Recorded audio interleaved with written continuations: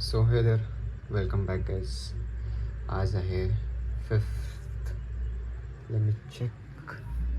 आज आहे 5th आहे की 6th आहे, आय फॉरगॉट. सो काल लास्ट व्हिडिओमध्ये माझ्या ऑलमोस्ट एवढे सगळे चॅप्टर्स हे तर मी आज टिक केलेले आहे. सो माझं लॉजिक झालेलं आहे रिवाईज करून, वेक्टरसुद्धा झालं आहे आणि आता डिफरन्सिएशन AOD म्हणजे हे एवढे चॅप्टर्स उरले आहे.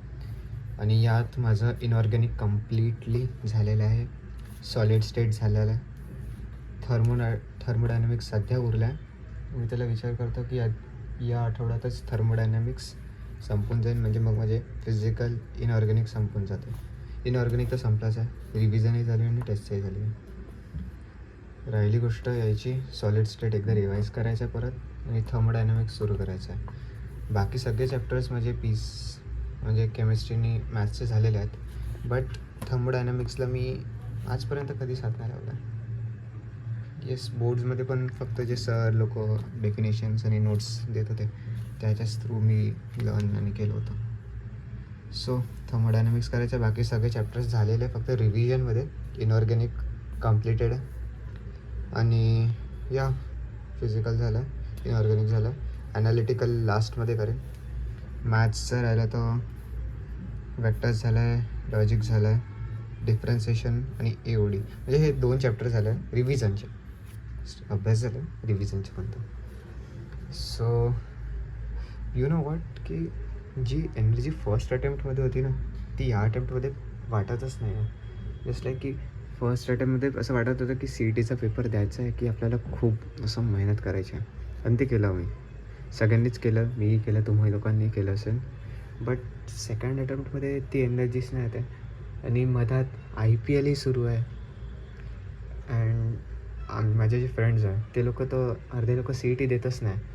मी माझ्या ग्रुपमध्ये मी एकटाच CET देत आहे. असं फोमोसुद्धा राहते आणि अभ्यास करायचा खूप कंटाळा येतो आहे. आणि मी फिल्म मेकर आहे, मला तर अभ्यासाचा खूप कंटाळा येते. मी अभ्यास करतो बट ते असं 10-12 तास माझ्याकडनं तर नाही होत. आणि मला अजून एक गोष्ट सांगायची होती तुम्हाला बोर्डच्या पर्सेंटेजबद्दल. एक मुलगी आहे, I can't tell her name, तिला प्रत्येक सब्जेक्टमध्ये 100/100 आहे. Like English, chemistry, physics, maths and I guess ती CS मधली आहे. मी स्वतः CSचा स्टुडंट आहे आणि मला CSमध्ये 180 मार्क्स आहे.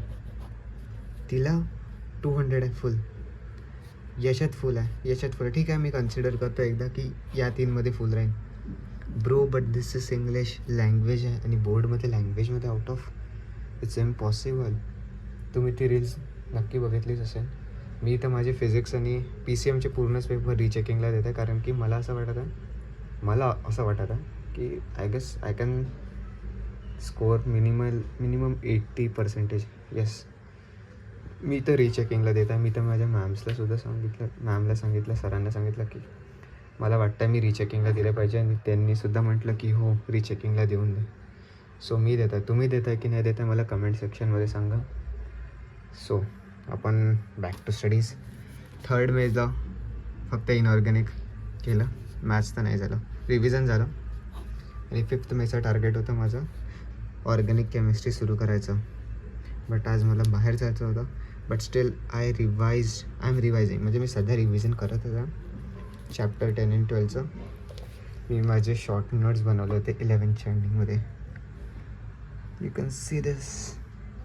जर तुम्हाला हवे असेल तर सांगा, मी एक व्हॉट्सॲप चॅनल क्रिएट करून देईन कम्युनिटीचा, इफ यू नीड. नाही तर मी कम्युनिटी पोस्टमध्ये सुद्धा किंवा एक Google ड्राईव्हची लिंकमधून टाकून देईल.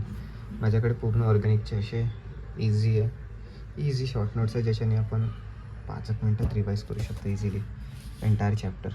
मी आता आज लाईट रिव्हिजन करणार आहे. तुम्ही हे नोट्स पाहिजे, मग टेक्स्टबुक्समधले जे बॉक्सेस असतात, कारण की Abhishek sir, if you know him, he said that and every teacher says that की CETमध्ये हे जे बॉक्सेस असतात हे खूप इम्पॉर्टंट असतात. CETमध्ये जास्त तर एखादी लाईनमधूनच क्वेश्चन्स उचलून टाकतात. सो मला या 2 दिवसात, म्हणजे आजची तारीख आहे 5, if I am not wrong, आजच आहे का, 5-6 जी तारीख अशी नसेल, पुढच्या 2-3 दिवसात 7-8 पर्यंत ऑर्गॅनिकसुद्धा संपून जाते माझं. आणि मग राहते ॲनालिटिकल आणि हा थर्मोडायनॅमिक्सचा एक. सो या वीकच्या एंडिंगपर्यंत माझं केमिस्ट्री मी ट्राय करेन की मोस्टली संपवायचं आहे. मग मी फुल शिफ्ट होऊन जाईन मॅथ्सवर, कारण की सध्या तर मी खूप एक तर प्रोक्रॅस्टिनेशन खूप हाय लेवलवर होतं आणि इच्छा तर कोणाला होतच नाही अभ्यास करायची. So let's see what happens. आज मी केलं आहे इनऑर्गॅनिक, परत एकदा पूर्ण रिवाईज केली. वेक्टर्सची टेस्ट दिली होती आणि प्रॉब्लेम होत होता की जे वेक्टर्सचे क्वेश्चन्स मी सोडवत होतो मला त्याच्यात कॉन्फिडंट फील होतं, बट जे फुल लेंथ टेस्टमध्ये मी बघितले क्वेश्चन्स वर different. So I was like वेक्टरची एकदा पुन्हा चॅप्टर वाईज टेस्ट द्यायचा. सो एकदा केमिस्ट्री वाइंड अप केलं या वीकमध्ये. आता नेक्स्ट वीकमध्ये मी मॅथ्सला परत स्टार्टिंगमध्ये चांगल्याने एकदा रिवाईज करेन. तसं टाईम खूप कमी उरला आहे. आणि राहिली गोष्ट सी ई टीची.